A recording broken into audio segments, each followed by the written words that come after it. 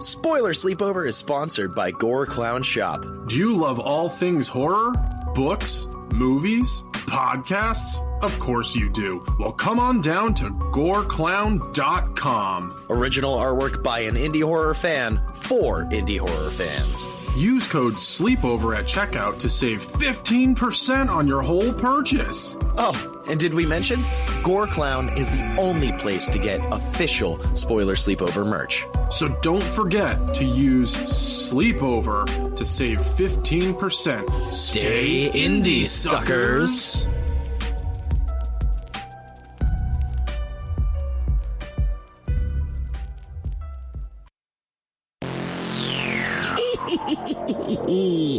Greetings, ladies, gents, and our non-binary friends.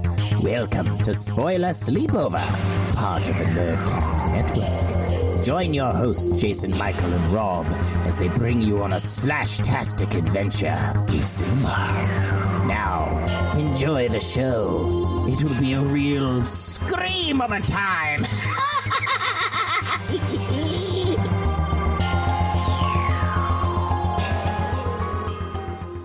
Welcome, ladies, gents, and our non-binary friends back to Spoiler Sleepover for a very, very, very special episode.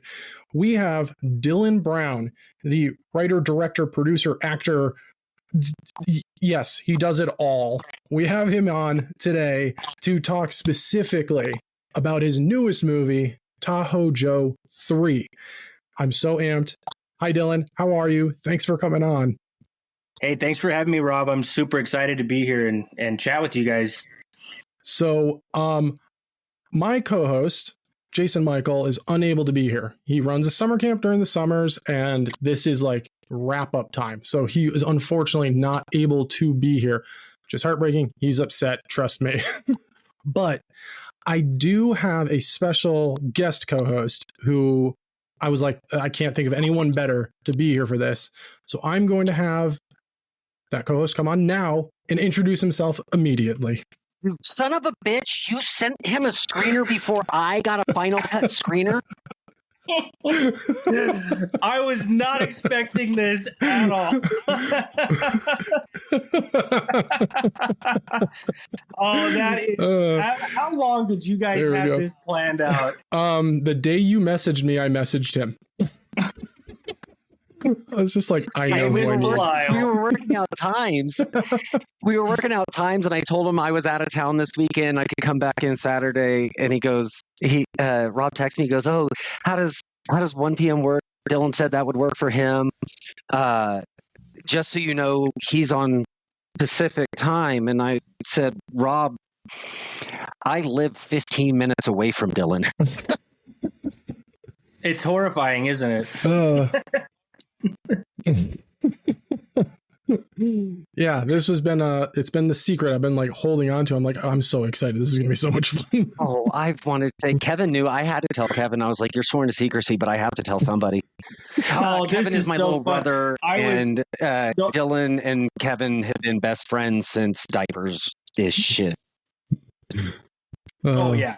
I was thinking the whole time, I'm like, I haven't met this co-host yet, but I was like, that's cool. I'm always pretty quick to just jump into conversation, and it's not like a big deal. Whoever it ends up being, I'm sure it'll be cool. And now I'm really disappointed. Fair play. No, this is awesome. Good. Yeah, my thought process was on 2 points. I know that Seamus is in Tahoe Joe 3. Just finishing watching the screener. Kudos, way to close this out. I'm not going to say anything, but I didn't know what to expect, and I was just like, that wasn't even on my radar of ways to end out this series. Like, this is fantastic.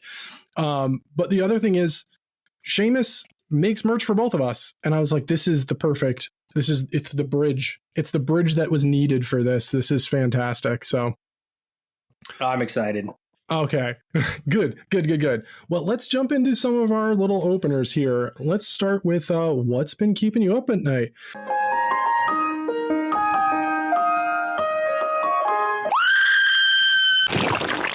We'll start with you, Dillion. What's been keeping you up at night? Dude, the movie Bring Her Back. I have not stopped thinking about that since I watched it. I didn't really know what to expect. I actually sort of kept myself spoiler free as far as like reading a lot of reviews outside of kind of Twitter reactions or X, whatever it's called. Mm-hmm. And I knew people were really, really liking the movie, and it was like getting these huge, high ratings. But sometimes that can be a letdown. And then I watched the movie, and I'm not kidding. I think because I'm a fairly new parent still, it's just like, whew, that one really hit me. It freaked me out, and it's just unbelievable. I loved it.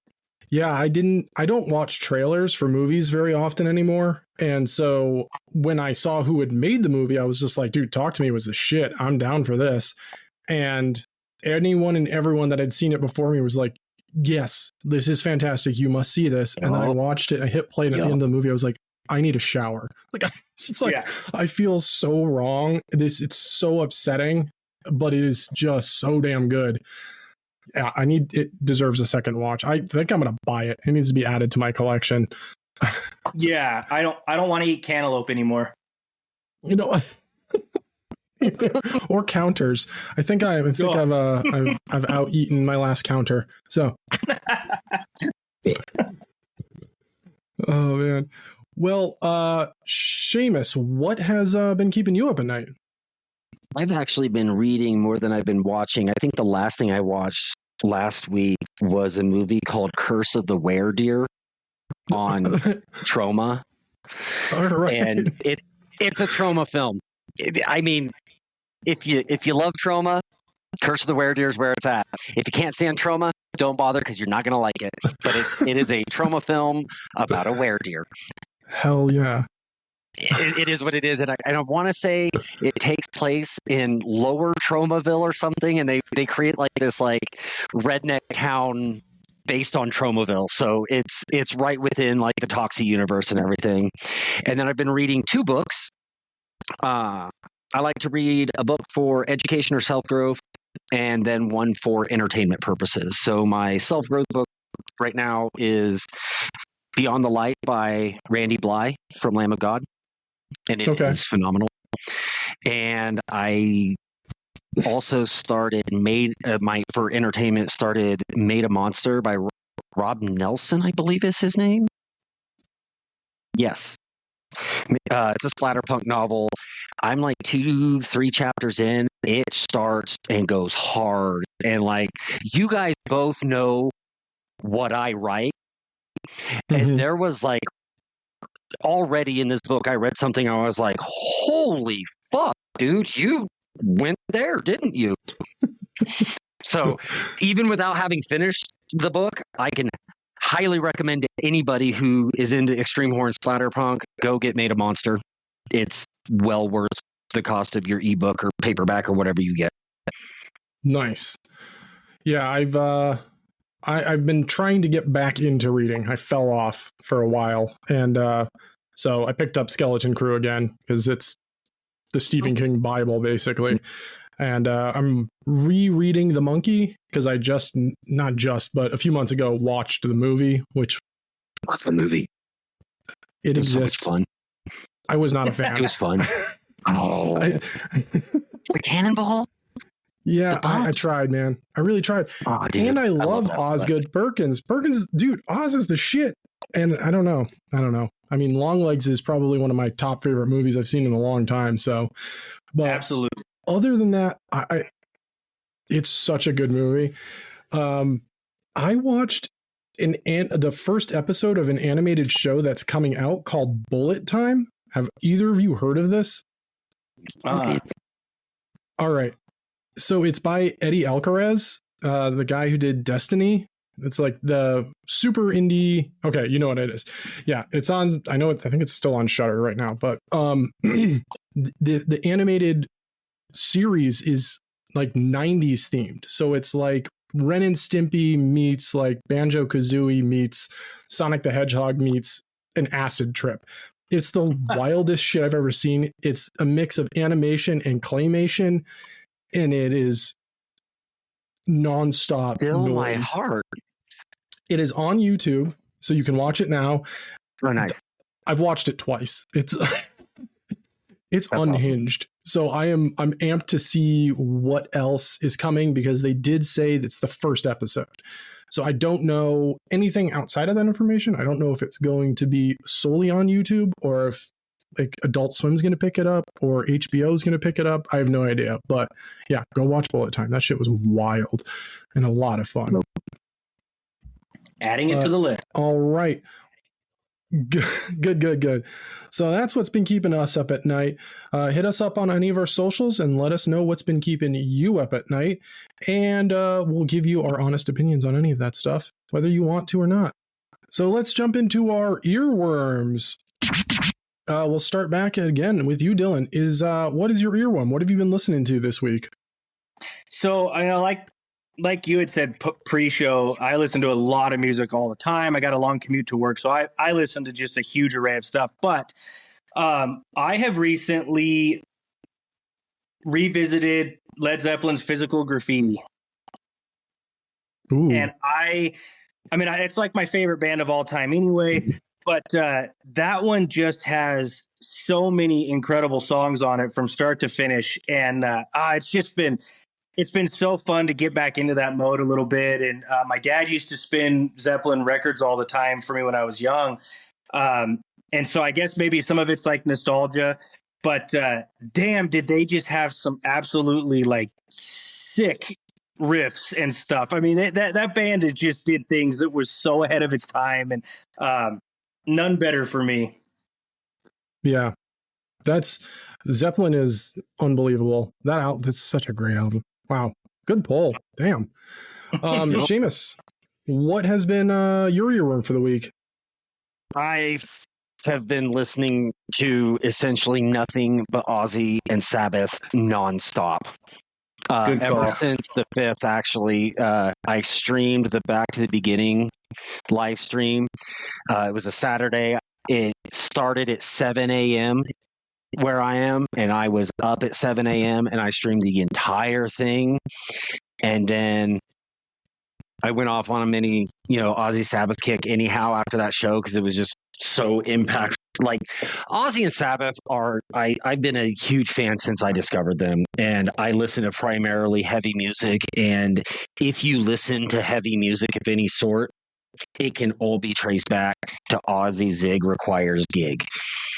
All of it. And there are other players. Actually, Zeppelin's a good example. You got Zeppelin, you got Machine Head, you got some other bands, but really, I mean, a few years ago in an interview, Rob Zombie said, if you're playing heavy music or anything that we're doing, Sabbath has already done. We might speed it up, slow it down, flip it on its head, drop tune it, whatever, but Sabbath already did it. So I was all ready, and then Ozzy died, and I cried again, and I might throw on something for 2 or 3 songs that's not Ozzy or Sabbath, and then I'm going back to just shuffling the entire discography. Yeah. Zombie's a smart man, dude. Oh man. It was, I was at work. I'm on a bit of a social media break. So I had no access to anything. Like, I blocked everything on my phone because I was just like, I need to clear headspace. And my wife to be was the one who ended up breaking the news to me while I was at work. And I was just like, cool. And then I was like, I'll wait till I'm out of work. I've got 5 more hours. I can wait to cry, and didn't make it 10 minutes. I was just like, just at my desk, head down, bawling my eyes out. So yeah, I feel like I was working too. Yeah. For anyone whose music of choice is any sort of rock after 1980, we all have Ozzy to thank, because without him, nothing would have ever progressed to what it currently is. I mean, he was such a huge supporter of all new forms of metal as well, and was just there. I mean, look at how Kelly turned out. Look who she's marrying. I got one for you. You may or may not know this, since Dylan since Dylan mentioned Led Zeppelin is his earworm. Did you know that Tony Iommi almost joined Led Zeppelin? No. Really? Yeah. They wanted him to join Zeppelin. He was like, "Nah, I got this Earth thing that I'm doing. I think I'm going to stick with it." And of course, Earth is what they changed the name to Black Sabbath because there was another like R&B band at the time named Earth that they were getting cross booked with, and people hated it, so they changed the name. But there's a horror tie in there too, because as we know, the whole name came from Bava's movie Black Sabbath. Mm-hmm. Yeah, which I actually just watched last week. In fact, speaking of going back to things I've been watching, I forgot I watched Black Sabbath again. Such a good movie. I haven't watched that in a while. Wow, it's phenomenal. You know what I love really about Ozzy? The Ozfest thing, and you had brought up how supportive he was of like new music. One of my favorite bands, like all through high school, and I still listen to them very religiously, is Chevelle. I've always thought they were just so consistent. And honestly, Pete Loeffler has said if it wasn't for Ozfest and getting invited, Chevelle would have never like really been put on the map outside of Illinois. And I just think that there's got to be so many bands that because of Ozfest, we got to hear them and then they blew up. You know, It's just crazy his legacy for everything that we have now. Yeah, you know, I was at work too. It's just weird. It's like I don't want to piss anybody off, but I swear to God, this was like our music 9/11. Like we all know where we were when this happened, you know? Oh yeah. Yeah, no, that's not going to piss anyone off. If anything, our listeners are going to be like, yep. Yeah, I'm saying if that statement pisses you off, go fuck yourself. Come see me. It's not a spoiler sleepover thing. I speak on behalf of myself. Fuck. Yeah. Oh man. No, yeah, it's huge. I mean, it's like for me too. I listen to, when I say everything, I mean everything except for modern country, because it's just pop with a country twang. It's not country music. I remember where I was when Prince died. I also remember Prince. Taking an entire week off of work because I was inconsolable. So yeah, Ozzy was pretty damn close, except when Prince died, I didn't have a kid. So I can't take work off for this one. I just had to muscle through. But yeah, so speaking of listening to a bunch of different types of music, my earworm for the week, I have been on a Cat Stevens kick, or Yusef, I guess is what he goes by now. So yeah, going down my folk roots again and just diving into some Cat Stevens. I've been enjoying it thoroughly. So yeah, it's oh God, I fucking love Cat Stevens. I grew up on Cat Stevens. I've never listened to a lot of Cat Stevens. The last time that I remember Sir Yusuf, the last time that I remember seeing or hearing anything from him was he played that. You remember when Stephen Colbert and Jon Stewart did that big like festival? It was like a decade ago or so. He played, and I was like, "Oh yeah, that guy still exists." And it's good tunes, man. It's good. Yeah, it's also very like relaxing musically. I mean, if you really stop and listen to the lyrics, some of those songs are fucking heartbreaking. But they're just in general. I love his voice. It's almost like it's very powerful and sounds like there's zero effort to it. And his playing style is amazing too. I mean, there are two folk artists that influenced one of my other favorite folk musicians, Conor Oberst, but Yusef and Art Garfunkel, they influenced him so much in just the guitar playing style alone. Wow. And hearing Cat Stevens, just his guitar playing, it's something to look up to. I mean, way I play my guitar is all because of the way Cat Stevens plays. Nice. So I have him to thank for a lot. I love Cat Stevens. That's awesome. You know, and you mentioned Prince, and I always bring this up because I don't feel like it gets talked about enough, but like, I swear to God, the guy was like one of the greatest guitarists of all time, bar none. Oh yeah. Yeah, that comes up so often. Anytime I bring up Prince, it's just he was one of the greatest guitarists of all times, and people don't talk about it. Yeah, No. and I'm like, I feel like everyone talks about it. You're just not talking to the right people. Yeah. Everyone's Have you mentioning seen- it. I don't remember whose I think it was a Rock Hall of Fame induction or a celebration. It may have been George Harrison. And I think the story goes that they got a bunch of like huge guitar names on stage, and they're like, everybody gets to play a little part, but nobody's in the spotlight. And that, of course, did not work for Prince. And so without announcing to anybody else, he just breaks out, steps out in front of everybody, the front of the stage, and rocks like a 10-minute solo. Yep. And you know, the rest of them are all like consummate professionals, so they're like, okay, this is what we're doing then. And it was really like one of those like, you're not gonna tell me no. Yeah. I'm motherfucking Prince. Yeah. Like the one and only. Yeah, that video is out on the internet. You can still find it, and it's wild. Yeah. There's interviews. Yeah. There's interviews that like years after, like after he had passed away, and the people that were on stage talking about like, we knew we were expecting him to do something, but we didn't expect him to do this. And almost every single one of them were like, we got to share a stage and like the star presence with that moment and with him, With and none of greatness. us were mad Yeah. about it. Like we got to just bask in that. And I'm like, that's just one of the coolest things I can imagine, just being so present in that and being like, I'm a huge musician too, but not having an ego about it and just being like, do you see this motherfucker? Yeah. This is wild. We get to be here for this. I think that's where the phrase "let him cook" came from. Yeah. when Eric Clapton is basically saying that his jaw was on the floor when he heard Prince play, it's like, you know, the guy was just performing on another level, you know. Truth. Oh yeah, without fail. Well, all right. I feel like we could keep talking music for an hour. So that is our earworms for the week. Again, hit us up on our socials. Let us know what you've been listening to. We're always looking for new music. I'm constantly, every single day, on the search for something new, and generally listen to something new every day. But let me know what you're listening to. All right, now let's jump into our final segment here.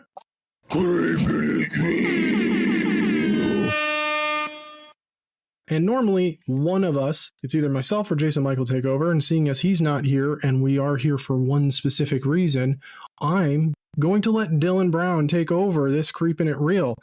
And the Creepin' It Real for this week is Tahoe Joe 3. Yeah, so I guess I'll just start it off by saying I didn't really have a plan to make a third Tahoe Joe movie. When we did the first two, Mike and I sort of felt like we had a pretty good ending. We kind of tied up those first two movies and the plot lines, and we like, hey, this was fun. You know, we did our Bigfoot story. The second movie was sort of our like our aliens to alien moment, where we wanted to go a little bigger than the first one, and we felt like we did that with the second one. And so we went and did some other things. Mike went and directed a couple of films. He did Murder of the Monster, which is like a really kind of different found footage movie, because actually it has to deal with domestic violence. And so it's not something you really see a lot, but it's very much horror. It's just in a different way. And then he went and did a movie called The Ruck March. I switched gears and did The Summer We Died, like a teen slasher thing.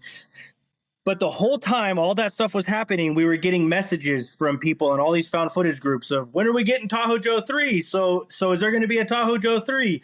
Hey, what's going to happen with the Joe Bros? And I'm like, Mike, we can't escape this, apparently. Like, for some reason, we've amassed this like cult following, I guess, and everybody wants it. So we sat down and we started trying to figure out, how can we even make this happen? And you know, and you've seen the film. Sean was in Seamus. Sorry, I always forget that he has multiple aliases because No of worries. his horrible I'm background. credited with my legal name, Sean, in the movie. I go by Seamus online. I'm okay with both. I'm gonna call you Sean Miss. Everyone here knows you as Seamus. So maybe in editing, I'll censor out the Sean. It's going to be in the movie in the movie credits, so it's quite all right. It's perfectly fine. All right, you heard it here first, folks. You heard it here first. When we decided to do a third movie, we thought the only way to do a third movie in a Bigfoot series is we have got to have fun with it. Like we can't go overly serious because it's just going to come across, I think, like we're trying too hard. And so I got some really good advice from another filmmaker named Rob Livings. He did a film called The Conjuring Tapes recently. And Rob said, look, if you're going to do a part 3, you have to kind of do your Nightmare on Elm Street Dream Warriors with it. You have to have more fun with it. The story's got to go a little wilder than you've ever gone before. And he said, don't be afraid to interject some humor and be some, self-aware that you're making a part 3. So we really did push for that in this one. I think it's got a significantly different feel than the other ones, but it's also got way more action, way more tension. It's got much more going on as far as the plot. It's a much more fast-paced story. And even though we've kind of kept the faux documentary look to a degree, it's also got this more like happening in real time feeling to it, where it's like, the Joe Bros are live streaming this story as it's taking place. And so it was just so much fun. It was so much fun to go back into that world and try and do something a little bit different. And, for anybody that hasn't really caught up to where we're at, Mike and I went to the woods twice and had Bigfoot encounters. And in this third one, we needed to have a little switch up. So, hey, Bigfoot goes urban this time and actually pays a visit to us in Reno after a botched capture by some idiot rednecks that Seamus was a part of. They don't do so well, and Joe gets out, and next thing you know, Mike and I are basically kind of racing against the clock to get Joe back into the woods if we can, and also try and survive the night. Dude, I gotta tell you, so I finished the screener today. When I found out you had announced this was the last one and there were no more, my heart did break a bit because I really love the first movie like a lot, and the second one is just unhinged with the hillbillies in the woods. Like don't even know if you can call them hillbillies. The extreme militants out in the woods. But I really do love those first 2 movies. And when you were like, no more, I'm like, I get it. I completely understand. And you really drill it all. And the humor, you nailed it with the humor in this one. Like I was not expecting to laugh at all. But yeah. And you also broke something that I've noticed you did in the first 2, but not in this one. And I don't know if you did it intentionally. In the first 2 movies, every time you say you got to go pee, some shit hits the fan like right after. And in this one, it didn't happen. And I was just like, he didn't carry the joke through to the third one. What the fuck? I don't even know if it was intentional, but every time I'm like, you're like, I had to go take a leak. And then find a dead body. And then there's a fucking wolf. You're like, oh, what the fuck is going on, dude? Yeah, we actually thought a lot about all that stuff. We were trying to find ways to kind of, harken back to those other movies with things that were going on. So like Mike and I always get split up at some point, and it's always like some blunder that causes us to split up. And so we had to kind of figure out a way for it to happen again, of course, but kind of change it and not give everybody sort of how they were expecting it to happen this time. And we just had so much fun working with so many locals in town because a lot of people wanted to get in on it this time. And so, we had local businesses and property owners, and then a lot of local people were just here in the cast. Then we had Colby from Colby Does Horror and Ian Van Gool from House of Ghouls. They came all the way from the East Coast out west here to be in the film. Just an absolute blast. And I think because we were having so much fun on set, the humor that just started to come into the movie was just very much natural, and it just felt natural. And the other thing is, Mike and I are like best friends at this point. I mean, we've been doing this for so long that we don't really have to stop and think too much. It's like we can play off of each other so quick now that most of the jokes that happened were just things that were happening in the first take, and we were just rolling with it. It's like, because, and Seamus can attest to this, there was no script. It was completely improv 100% all the way through. Oh, wow. So yeah, that was actually one of the questions I had about these movies in general is how much is actually scripted? I mean, obviously there's outline, but how much do you actually script for these? Yeah, we don't write any dialogue. We just outline what needs to happen to keep the plot going.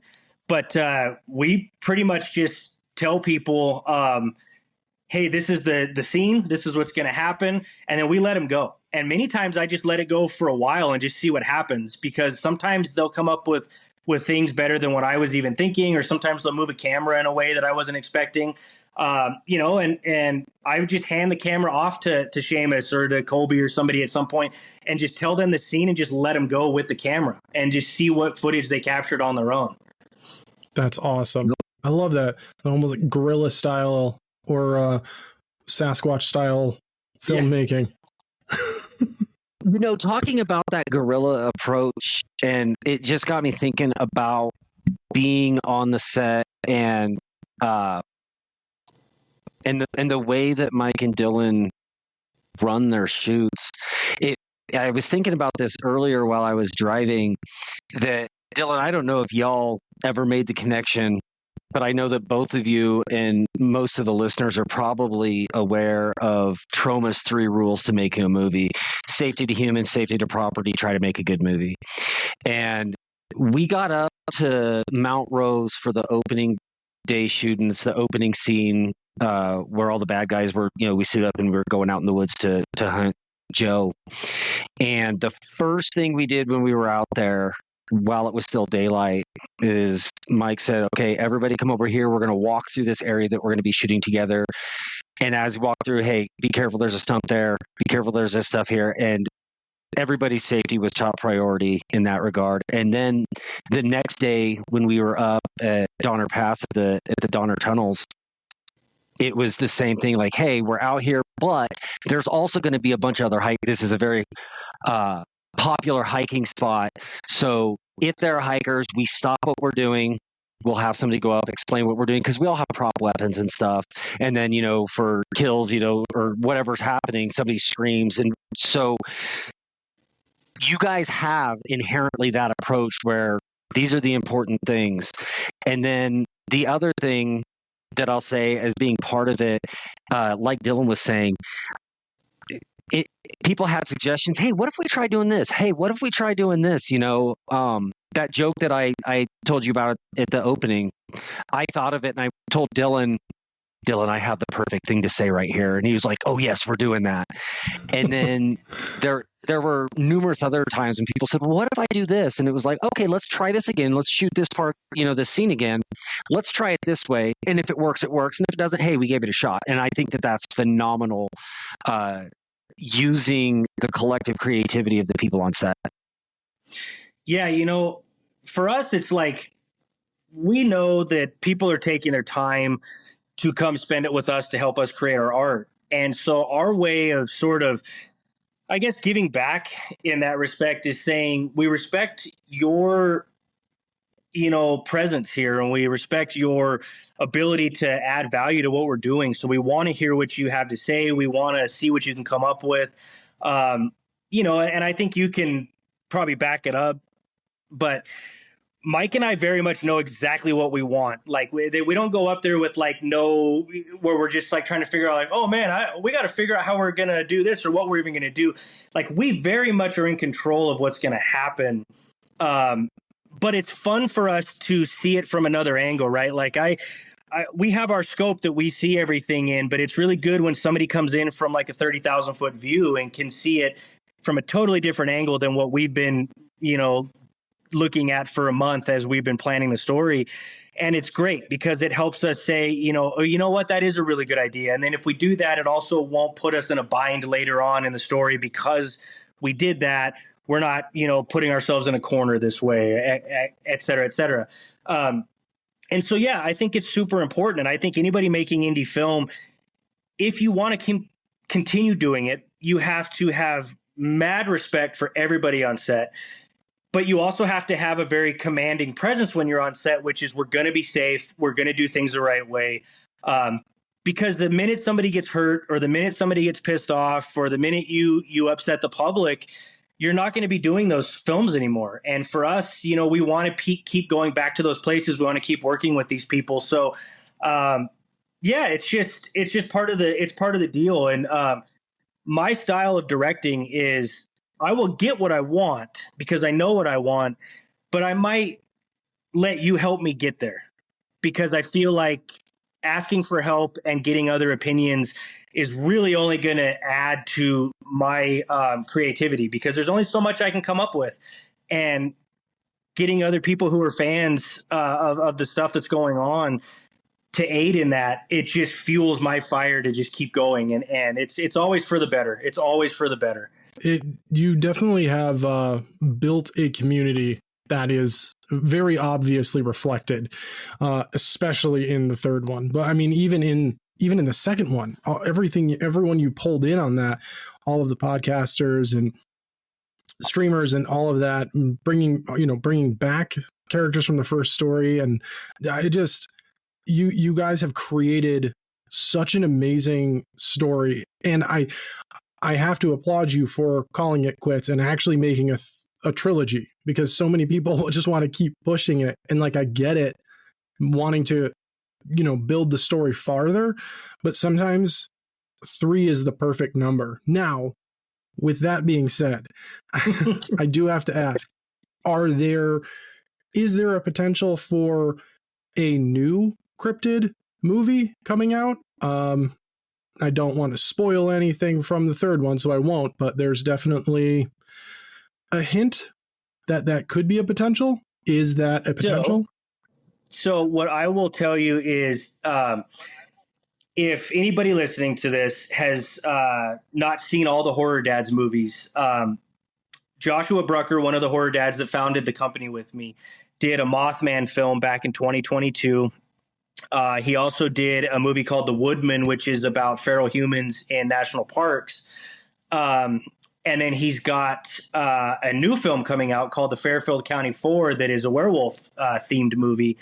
And then I've got the 3 Tahoe Joe films, plus a movie I did with Josh called Split Screen. One of the films in that, it's a double feature, and one of the films is one I did about aliens. And that alien film is actually the Tahoe Joe characters of me and Mike in that setting.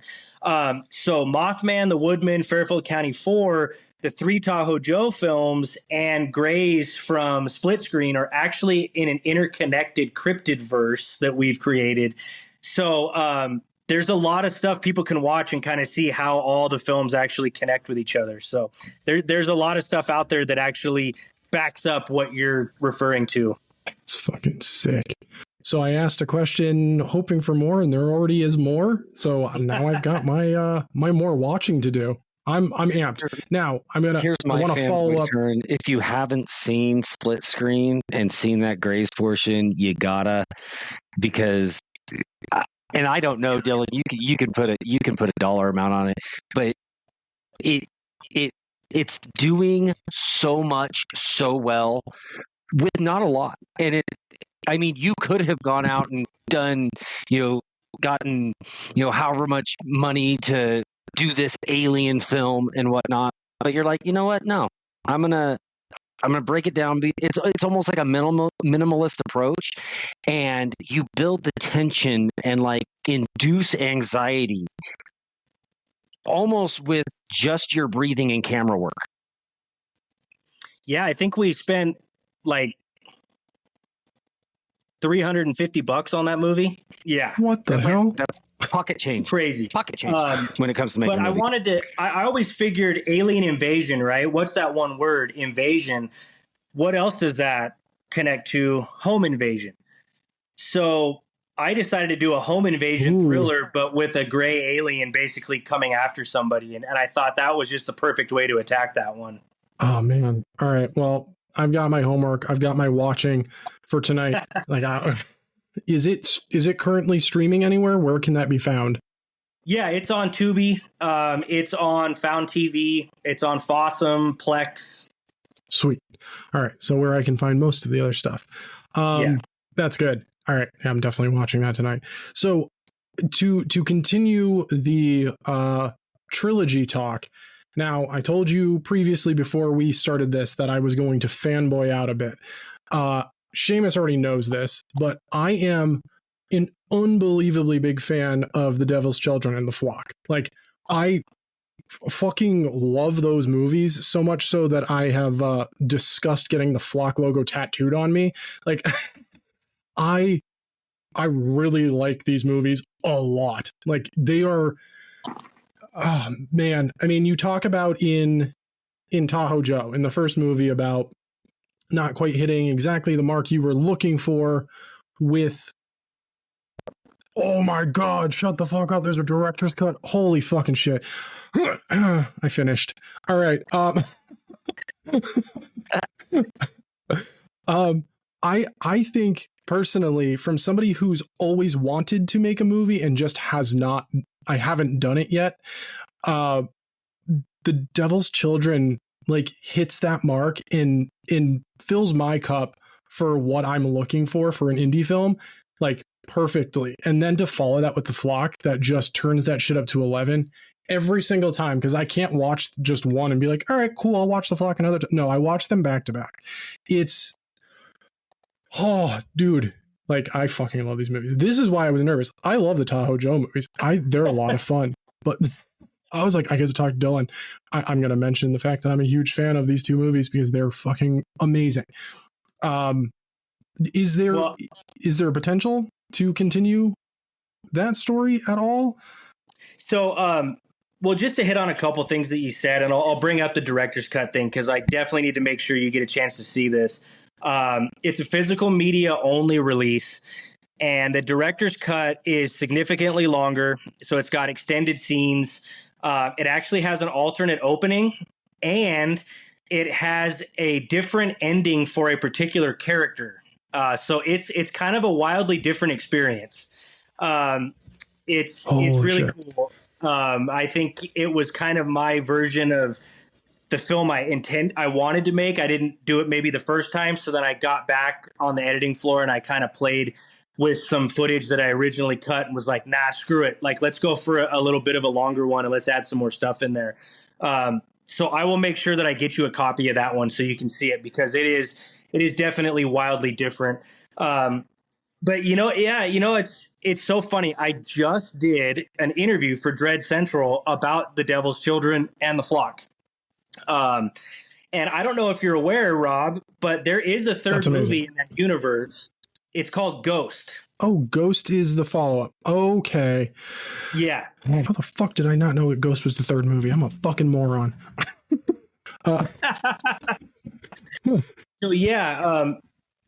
So Ghost is the third movie in that trilogy. That kind of goes further into the lore with the whole mercenary angle from The Flock. And so it really centers on Michael Rock's character. And that's when Mike and I were starting to become much closer and much better friends. So we decided to expand on his character. But I just did a interview about The Devil's Children and The Flock for Dread Central, like literally just a couple days ago. And I don't know when that's going to post, but it was fun to kind of go down memory lane there, because I'm so far removed from those films now that I forget how indie they were. I mean, they make even my small indie productions now feel like very, very indie. Super challenging. I mean, I almost didn't finish The Devil's Children. That movie, I thought there's no way I'm going to end up continuing being a filmmaker. This is going to break me. But we gutted through it all, and I got it done. And that's kind of why The Flock was so fast to come to fruition, was I wanted that second shot. I wanted to go bigger. And here's an interesting thing. The original movie was called The Devil's Lambs. And The Devil's Children portion was actually a cut scene from The Devil's Lambs original script. It was this party scene with these kids, and then they screw around with demonology, and then boom, this cult comes and gets them. And I thought, well, I don't need this in The Flock. I could do something really small in that to kind of encompass that part of the story. But then I was going, well, there's no way I'm going to be able to film The Flock as my first movie. I don't know what the hell you're doing. I don't have the money. I don't have the people. Like, what the fuck, dude? So I figured the best way to practice would be to take that cut scene and film that as maybe like a practice film, and then see if I wanted to, tackle the flock. And so, yeah, that's kind of how it came to be. And they're fun, that okay. So how the best way to put this is, if it wasn't for the Devil's Children, I wouldn't be making Tahoe Joe 3 and doing all these cool things, but I also fucking hate it because it's my first movie, So I see like everything that I feel like is wrong with it, but that's just because I'm the creator of it and I have You're your own worst critic. Exactly right. I've earned my criticism of that movie, The outside but a lot of people have actually told me they really enjoy that one, and then there's a ton of people really like the flock, and a lot of people really fucking hate the flock. I've also been told that one guy sent me an email and said he'd rather I put the camera up my ass for an hour and a half, and he would watch that instead of watching the flock again. So there's that. That's a bit harsh too, but there, especially being a longtime friend of yours, that I love about that first trilogy is watching you grow as a filmmaker. Because like I've seen films as far back in, like I saw the proof of concept that a lot of people don't even know exist anymore of the film that you were gonna make before COVID hit, The Keeper. Mm-hmm. Yeah. And watch that. I watched, oh my God, you're gonna hate me. What was the one that you filmed in the parking lot with the slasher? Oh, Headhunters. Yeah. Like I watched that, and you and I have known each other personally and as artists, and we share our art with one another and give honest critiques. You've seen plenty of my writing, give me input on that. For anybody that has read any of my books or anything I've written, Dylan's been my de facto editor for years now. Anything, I always send it to Dylan, and he gives me honest feedback, and I'm the same way with his films and other, any other work that he throws my way. And so being able to see you grow in your craft is amazing. Going from The Devil's Children to The Flock to Ghost and then on from there. And that's one of the reasons, you sent me Tahoe Joe, and I was like, this is phenomenal. And then when The Summer We Died, like it's almost I was like, I'm so proud of him. He did this is fucking amazing. And it shows so much growth in filmmaking, in writing, and things like that. And I think it's just phenomenal to see. Yeah, I appreciate that, man. And I see it too. I think that's what's so cool is every once in a while, I might decide to take a trip down memory lane and I'll toss one of them on. And it's still so surreal that I can fire up, like this huge streaming service like Tubi, and I can be scrolling through and I'm in the horror section and I see, Halloween or Friday the 13th. And then, hey, there's a movie I made like in there next to these things. And it's just like, what the hell, like I have stuff that's out there. I can Google myself and an IMDb comes up. And I just recently with The Summer We Died, I actually received my very first Rotten Tomatoes certified review, which is so freaking cool. And I think a lot of people would go, oh, wow, cool, you got one. And I'm like, yeah, fuck yeah, I got one. I'm on Rotten Tomatoes, fucker. And it's a fresh one, and it's really cool. And so, yeah, I think that's awesome. I sometimes need those reminders that I am growing. And it's like every time I make something, I have all these doubts, even on the cutting room floor, because I'm just staring at it for so long. And I start thinking, I don't know, is this really worth putting out there? Did you do your best? And then I see the final product versus what the last thing I did was, and it's like, you know what, you did take what you learned and applied it to this one, and I can see it too. So it keeps me going, and so it's nice to hear that, because it kind of reaffirms, what I hope is actually happening. Exactly. Hey Rob, here's a little The Devil's Children trivia. I have a writing credit on that because you sure do.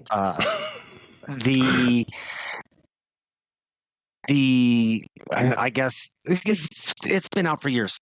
Yeah. Spoiler alert. Hey, this is Spoiler Sleepover. I can say this. You can say anything. Room with the abortion, if you will. that is based on a short screenplay that I wrote that I gave to Dylan that we were actually kind of working on. There was another party involved that was working on a practical effect and all this stuff. And he was going to film this short script that I had made and was going to do that scene in my mom's guest bathroom. And my mom was all about it. Yeah, you can do that. That's fine, honey. You know you can come over. And Dylan and I both were like, Mom, like, do you know what's involved with this? Like, we're going to destroy that bathroom. Like, there's going to be gallons of stage blood. She's like, oh yeah, it'll be fine. It'll be fine. And then it ended up not happening. And Dylan really liked that particular scene out of that screenplay and asked me, he's like, hey, can I put this in this other movie? And I was like, shit, yeah, you can. Yeah, it's when the girl goes into the bathroom. And so, yeah, that's kind of the interesting thing about The Devil's Children too, is I'm mostly known for found footage, but I didn't necessarily want to do just found footage because I'll just say it right now, spoiler alert, I don't even really watch found footage. Like I watch a few here and there, but they just happen to be things that are feasible for me to make. So that's why I do it. But I knew I was going to make some of it found footage, but I wanted to try my hand at some traditional storytelling. So that's why The Devil's Children kind of bounces back and forth as like sort of a hybrid thing. But yeah, when the girl goes into the bathroom and she's kind of looking in the mirror and she realizes that she's suddenly pregnant after this seance went down, like what the hell? And she grabs the scissors and then gets in the bathtub and basically gives herself a C-section and pulls out the squid, which was an actual real squid I got from an Asian market. And it reeked really bad because it sat out in the desert sun for too long by the time we got to shooting it. So there was a lot of actual gagging going on. But yeah, we made this fake belly and she reaches in and grabs it. And that was all based on kind of a self-abortion C-section thing that Sean had written in this screenplay called Mary. And I think the only reason that one didn't get made was the people that were involved started to have some serious freakouts about the religious aspects and what their families were going to say. And people were dropping out left and right. And it was just like, all right. That's right. You had cast it and the cast dropped out. Yep. Yeah, they were starting to get really, really nervous about stuff. And I get it. You know, these were people who were making a tiny little indie film with a complete unknown guy. They weren't working for pay. They were basically paying or playing roles for me just for IMDb credits and helping me out. And I thought, I can't force these people to make a story. I was writing. No, go ahead. Sorry, I was saying they're looking for, like, they want to make a film career, so they're looking for IMDb credits, and I'm writing for the same reason that I usually write, to disturb and unsettle people, and so it's super sacrilegious and whatnot, and it's it's nothing that anybody would actually make into a film outside of the indie horror community. Yeah. I don't know about that now with like David Leone and whatever we're getting with this new Toxic Avenger movie. It just seems like we're getting back to not rated films. Next thing we know, we're going to get NC-17s back in theaters. I mean, hey man, Dylan and I have a mandate for Toxie. Yep, tickets already purchased. We're gonna hold hands and I'm putting I'm buying the I'm gonna buy the toxic waste canister popcorn thing, and I'm drilling a hole in the bottom and sharing with Dylan. Extra butter, some real toxic goo. That's right. Oh man! Oh man! Yeah, I need to get you. That's amazing. Yeah, I get. You hear most writers and directors always say their first movie is, oh man, they I hate this movie, or I dislike it, or I see all of my mistakes and whatever. But I'm here to let you know, the Devil's Children is it's on rewatch for me. It's on my list. I have a very long list of movies that I rewatch regularly, and that and The Flock are on my rewatch. And anytime I get an opportunity when someone's just like, I don't quite understand found footage and, the usual, like watch the Blair Witch Project. Everyone has to watch that. It's one of the greatest. But then I also always followed up with like, oh, and you got to watch these two. So I'm like, watch The Devil's Children, watch The Flock. These movies are going to fuck you up. They're so good. They are night and day in comparison. And I always warn them, like, wait till The Flock starts. And they're just like, what the fuck is happening? I'm like, you're welcome. Like, this is good shit. So yeah, that's my fanboying turned into a deep dive conversation on that. Was not expecting that. I'm so happy it happened though. But yeah, well, so that's fanboy done. I love those movies, dude. Fun. You did an amazing job. I'm not done though. I'm not done because there's a missing piece for me, and Dylan had mentioned the end of that trilogy is Ghost, and that's where we really start to flesh out this character of Mike Rock. Now, I've had the opportunity to meet and hang out with Mike Rock a couple times, and even before I was on the set of Tahoe Joe 3, and had personal experience with Mike Rock, I asked Dylan, I said, is this a character or is this him as a person, just who he is in these movies? And Dylan said, it's a little bit of both, and they're working this thing. So one thing, and I don't know why I've never asked you this, Dylan, how did you end up meeting Mike Rock, becoming such good friends and collaborators? Yeah, well, so we had a casting call for the Devil's Children at a local theater company, and we've just put out a casting call on Facebook, and one of the kind of end results of that was we met Natalie and Chris and Nui and all those people from the Devil's Children that, almost all of them were cast through that means, right? And so I thought, well, this was highly successful. So when we went to go do The Flock, I knew I needed a whole bunch more people. So we were like, well, let's just do another casting call because it worked so well the last time. Let's go ahead and do it again. So we do the exact same thing. We go to the same place.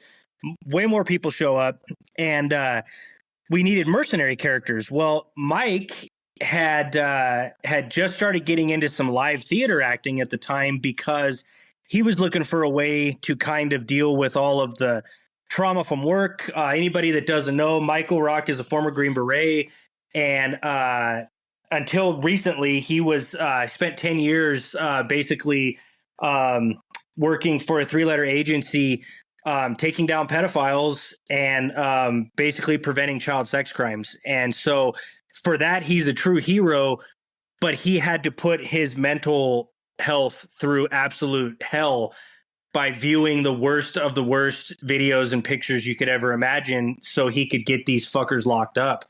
And Mike needed a way to clear his head. So he started acting and finding some other avenues of just things to do that could kind of help him get away from that.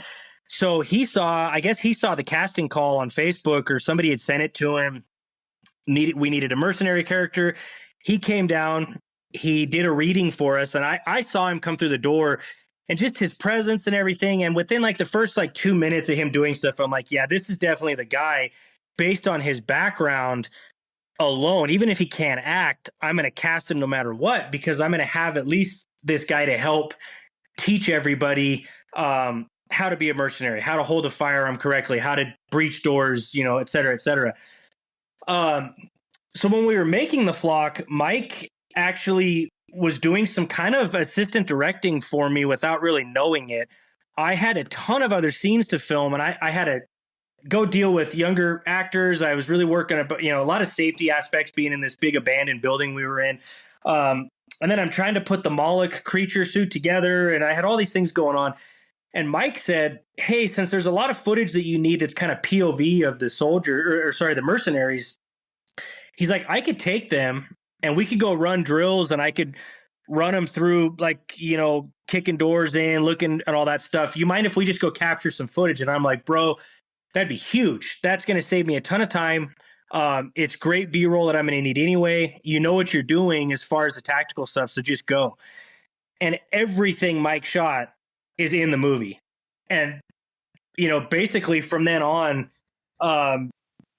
it just was a match made in heaven, because we were at the premiere for The Flock, and I said, hey, I had so much fun working with you. I have this kind of weird idea. It's a Bigfoot fake documentary. Would you be willing to maybe be in it with me? And Mike's like a little apprehensive. And I think he was like, what? Like, I don't know. This could be really freaking cheesy. But he said, yeah, I had fun. So let's do it. And I knew I had to convince him. So I shot the first couple minutes of Tahoe Joe's just so he could sort of see like how I was going to go about it. And I don't think he was expecting me to go so hardcore with like the realism. So when I sent him the first few minutes, he sent me a message back and he's like, dude, I didn't know this is how you were going with this. He's like, yeah, man, like I'm sold. I'm so in. And really just from then on, man, we just became such good friends. We had so many things in common. Mike's a little bit older than me, so he kind of became this like sort of mentor, big brother type when I was having some troubles with work. Mike has been here with me for relationship advice. It's just gone so much further than filmmaking partners. And it's just to the point now where I would not be doing anything I'm doing now if it really wasn't for meeting Mike. That's so amazing. Awesome. Yeah. That's phenomenal. He got me over here in my feels and stuff. That's just, that's so cool. I love it when brotherhood is built off of stuff like that. And it's, happenstance. That's just amazing. I mean, this podcast and Seamus and I as friends all happened due to another podcast and just chatting online. Oh, that's cool. Yeah, there's no spoiler sleepover without Camp Nightmare. So, and there's no friendship I know those guys without Camp Nightmare. Yeah. So that was how it started. Jason, Michael, and myself met through there. I met Seamus through there as well. And I'm a chatty motherfucker. So I just ended up chatting everybody up and made friends. Yeah, and I got a sober brother out of it too. Because Seamus and I are rocking our sobriety. We're there for each other. Awesome. I love it. I love that. Well, it's kind of bridges over to the horror dad side because one of our horror dads, Dustin Tamplin, he's 5 years sober. And Mike doesn't drink either. So in fact, I never really had any kind of problems with it or whatever, but even Seamus, whatever the hell I'm going to call him, he can attest to the last time he was over. I could barely finish a beer or two. Like, it's just, I don't know. It's like I've turned into using creativity now as my vice. And I just feel so much healthier about that. Yeah, and Dillion is actually a large part of my sobriety because when I decided to get sober, I knew that I had to find something to replace the literal hours that I just sat in my garage and drank beer. And so I was like, you know what? I used to write a lot, when I was younger, and then I found booze and I just stopped being creative and I started drinking. So, hey, let's go back to that. Yeah. But I didn't have the confidence that I would be able to put out something of any length or of any worth. And so Dillion was the first person I contacted and I said, hey, I want to start writing. I have this idea. Would you be on board to do an anthology? And without hesitation, he was like, yeah, what are we doing? And I was like, whatever you want. Like, it wasn't even themed at the time. It was just like, do whatever you want. And that was the first book I published, and it's under my legal name. I wasn't using Seamus yet. And then we actually did another after that called Employee Picks that I still love. I love that book so much. Dude, I think we love did such a great job with that. Yeah, it's great. The concepts, the stories, everything about it. It's so great. But without that, it would have been a lot harder for me to gain confidence as a writer and be successful and keep within my sobriety without, like I said, Dillion and Jack and Brent, who are the other writers in those anthologies. Yeah, man. I mean, it's amazing. I love that. I mean, that was meeting you and Jason Michael and like building this thing. When I drank, I was a social drinker for the most part. I mean, I drank at home to keep the shakes away, but yeah, I was social. I would drink at home, then I would leave the house. I wanted to be out and about all the time, and I love talking. So starting a podcast was just the most common and easiest thing for me to go for to, fill that hole of, well, how do I socialize now? What do I Yeah. do without that drink and being out in public? And this has worked out. I mean, Seamus, you've pushed me even in my writing. It's not totally public yet. I've kind of kept it on the down low, but I am currently working on something writing related. It's a slow process, but I'm really a bit of a perfectionist. So, I mean, I've found everything and anything I can to keep myself busy, crafting and building Gundams. It's just, I do everything. I make my own paper. I'm like a 90-year-old lady. It's a fun thing to do. All right. So before we started this recording, a few days ago, actually, you had mentioned that you're working on a new project. You said there wasn't much you could say, but you did want to talk about it a bit. What is the project? What can you say? I'm intrigued. Well, I can't say anything, but I have information. Oh. We just wrapped it last night. We were way the heck out of town, about 20, 30 miles up into the super high desert mountains, exploring an old mine shaft. And this is like a true found footage movie. So no faux documentary, no, tons of different camera angles and music and all that stuff. This is definitely your much more traditional Blair Witch style thing. It's also my most serious thing I've ever done as far as storyline, acting wise, all that stuff. And I kind of have been filming it in the shadows of Tahoe Joe 3 this whole year. And so it was really good to put a bow on it last night. And it's definitely a different style than most people get to see me work in. So I'm excited. It's not my flair of kind of B monster movie stuff with comedy, peppered in. This is definitely a very, very serious project. And I'm super excited about it. And it's called Primal Darkness. And that's all you get. I mean, I'm already sold. You gave me more than I was expecting, and I'm already sold. Yeah, that sounds fucking awesome. Now, obviously, you probably don't have a release date, but do you have a rough idea of when you would like it to be out and ready? The goal would be to hopefully debut it at the Unnamed Footage Fest in San Francisco next March.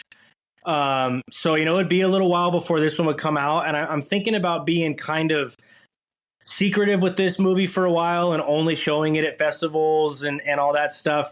And just kind of see what I can do as far as getting it out there as kind of a way for people to have to come find it and not necessarily be so easy to get like on Amazon or Tubi, like more of a exclusive deal or something for a little while. And then we'll eventually release it, real wide. But I think it'd be fun to show it around to a smaller indie group and let some people get some hype built about it maybe and talk about it, build some mystery, and only show it, it to live audiences for a while. Well, I will be buying a ticket if you get anywhere near me. That's for sure. You go to Massachusetts, if you make it to even Connecticut. Nice. Sweet. Well, I'm amped. Honestly, like I'm just when we're done recording, I'm gonna drive down the road and I'll watch it.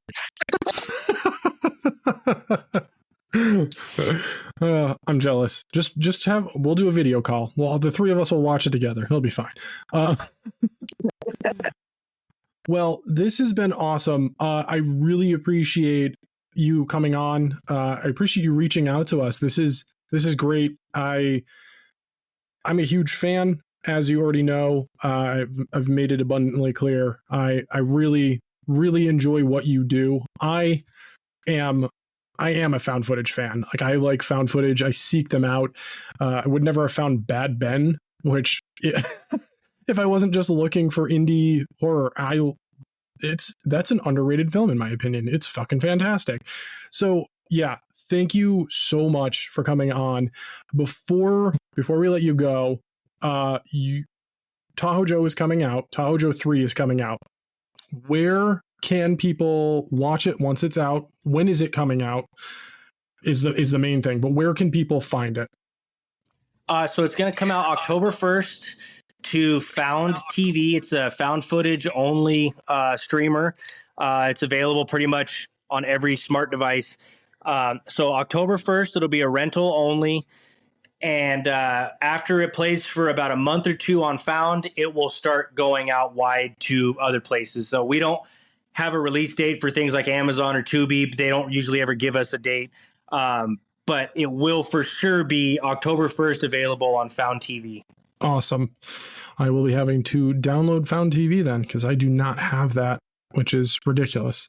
And it's free. Okay, good. Yeah. Good, So good to know. Pretty much everything on there that's not a rental, you can watch for free. You just have to watch it with ads. But they've got a ton of obscure found footage, so it's really cool. Nice. Yeah, I liked the ads are all right and I'll probably pay for it. But yeah. I watched to do TV. The ads are we grew up and we were used to commercials, and then streaming came and we were all like, oh my god, what the fucking commercial, I can't handle this shit anymore. And then with something like Tubi, I watch Tubi almost more than I watch anything else, and so I'm like, commercials are commercials. It's just like being 10 years old again. Tubi is my favorite thing on the planet. It's just like, I don't know, a treasure trove of things from my childhood are on that app. Oh yeah. Oh yeah. It's like it's what we wished we would, like when we were kids. We didn't bitch about commercials that much because it's just it was all we knew. But if we had the ability to pick specifically what we wanted to watch when we wanted to watch it, the commercials, sure, I'll watch a commercial, I don't care. But I just got to pick, the movie I want to watch. I don't have to sit through fucking CBS's 60 Minutes or some horse shit. Yeah, I've dove into Tubi a lot recently because I found out they have every single Ultraman series on there. They have almost every single Kamen Rider series on there. And they have the original Doctor Who episodes. So the first through the 8th Doctor. And I was just like, I've been looking for those everywhere. And I'm like, Tubi has these? I was like, get the fuck out of my way. I'm watching Doctor Who. Yeah. Tubi don't fuck around. No, they really don't. It's great. Knowing that I can just also find most of Dylan's movies on there is amazing. So other than Tubi, where can people, if somebody wants to bring some Dylan into their house, where can people find your wares, your DVDs, Blu-rays, hats, clothing, underwear, if you sell underwear? And if you're not, why aren't you selling underwear? You should sell underwear. Tahoe Joe's face right on the front. Dude, I should. Oh, I'm gonna look into that now. Yep. Just gonna say we got a clothing guy. For a fact that I will sell exactly one pair. If I can make Tahoe Joe underwear, I will sell exactly one pair. It will be to Dylan, and his wife will call me an hour after they're delivered and be like, "What the fuck did you do? Why did you do that?" He won't wear clothes around the house now. You'd be like, and for some reason, Tahoe Joe's tongue's always sticking out.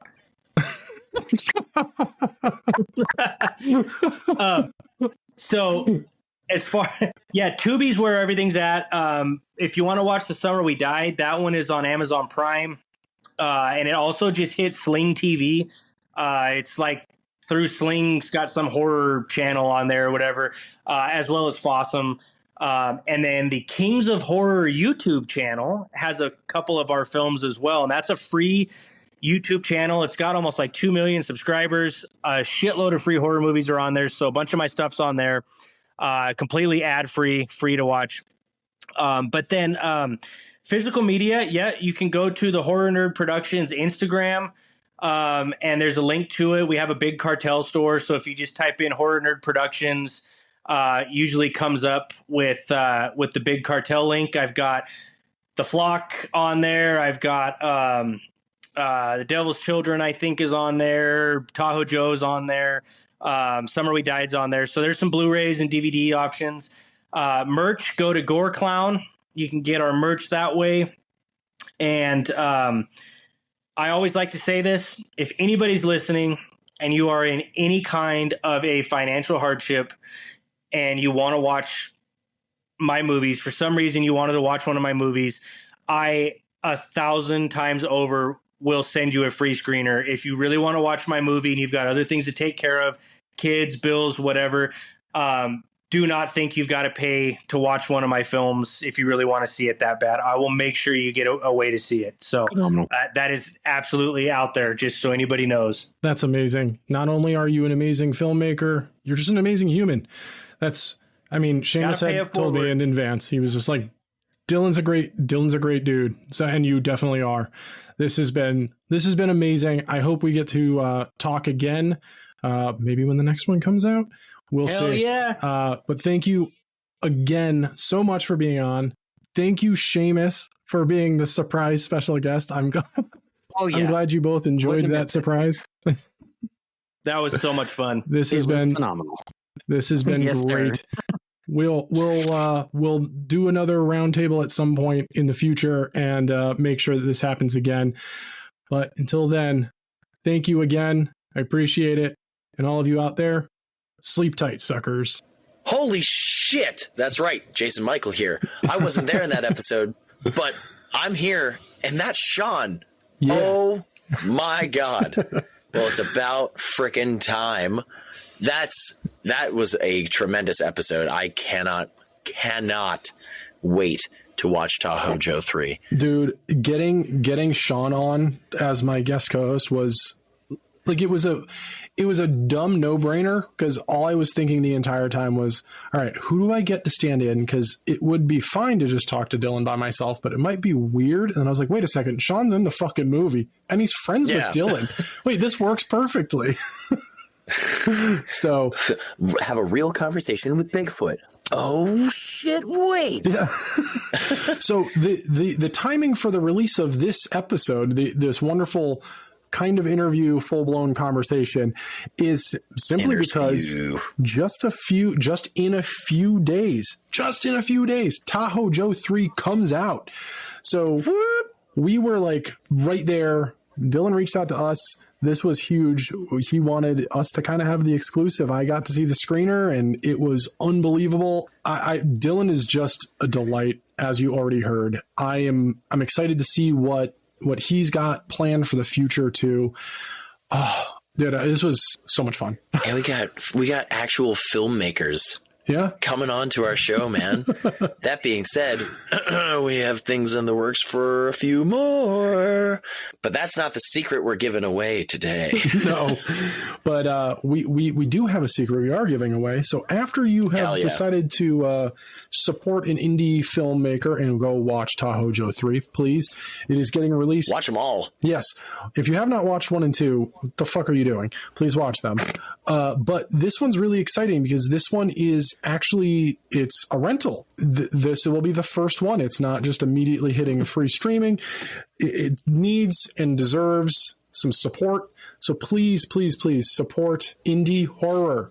And while you're supporting that indie horror, please go over to goreclown.com and support some more indie horror.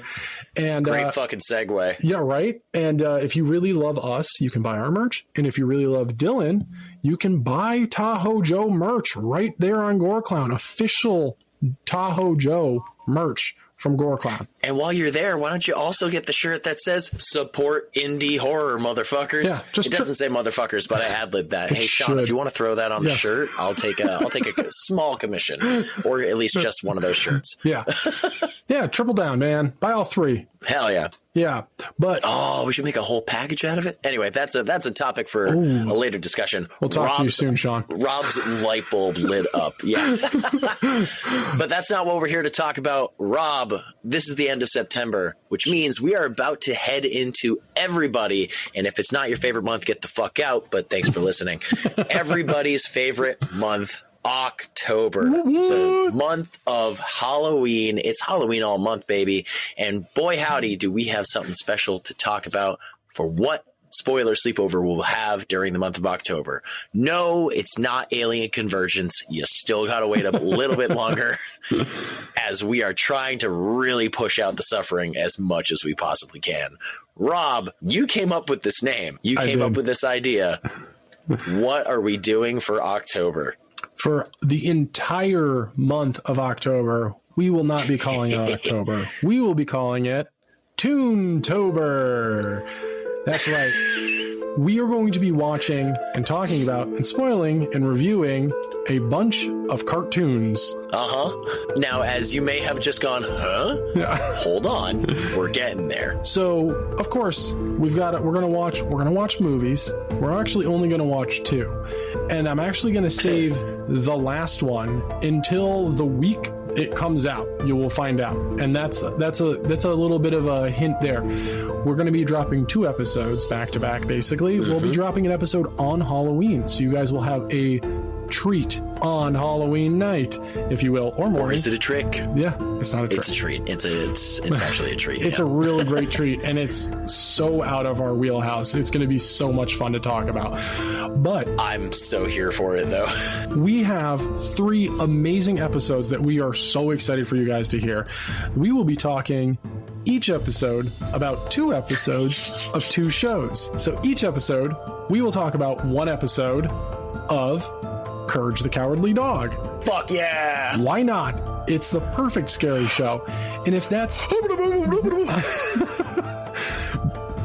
too scary for you, that's okay. Hold on.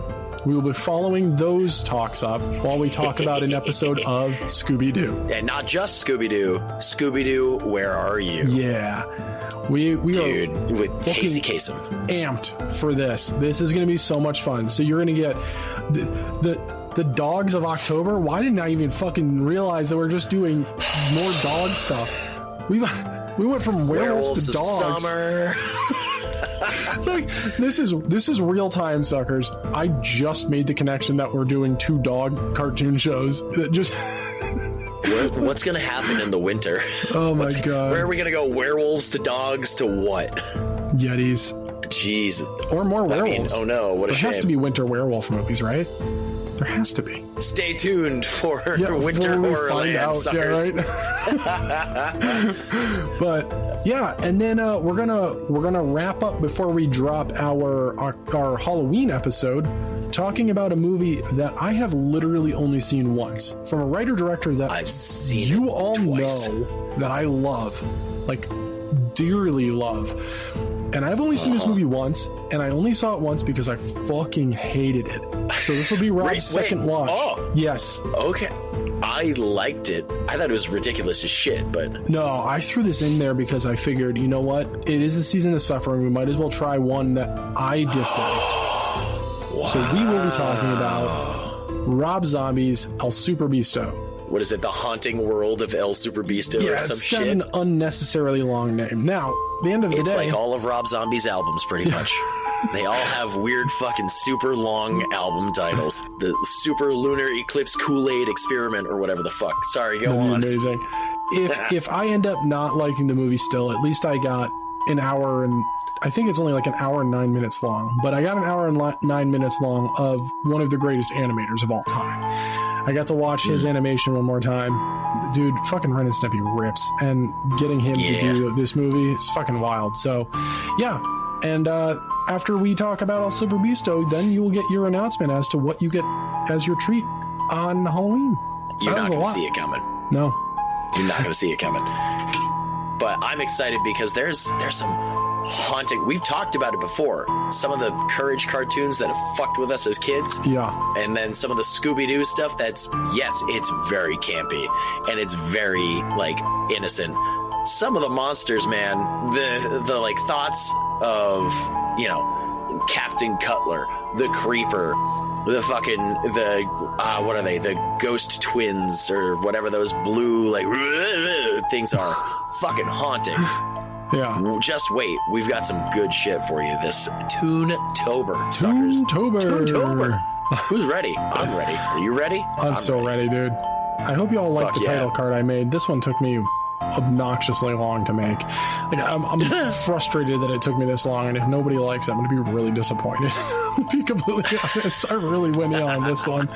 So thank you so much for listening. Thank you so much for, I mean, it's wonderful to have Jason Michael back. It has been a wild ride without him. I have done so much. I've talked to so many people. It's been so much fun. Having Mike back, it's just been great. I hope you enjoyed having Mike back. I know we did. I love talking with Mike. He's so smart. He's a pretty cool guy. He's okay, I guess. Yeah, he's the best. He's so smart. Yeah.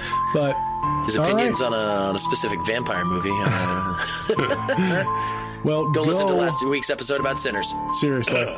And just tell him he's wrong. But also, if you haven't already responded, please let us know. Would you be bit? Would you get bitten? Would you allow your loved one to bite you? Would you do it? One of us. Anyway. Goo-boo, gaboo, goo-boo, ga. With all that being said, again, it's great to be back, Rob, but thank you very much for listening. If you haven't seen any of the Tahoe Joes, please go watch them before going to see Tahoe Joe 3 until Toontober. Toontober. Sleep tight, suckers. Toontober. Thank you for listening to this week's episode of Spoiler Sleepover, but the fun won't stop there. Go follow us on Instagram, Facebook, Threads, TikTok, and if you have any episode ideas, please send them our way at spoilersleepover@gmail.com. That'd be really fantastic of you. So, until next week, sleep tight, suckers!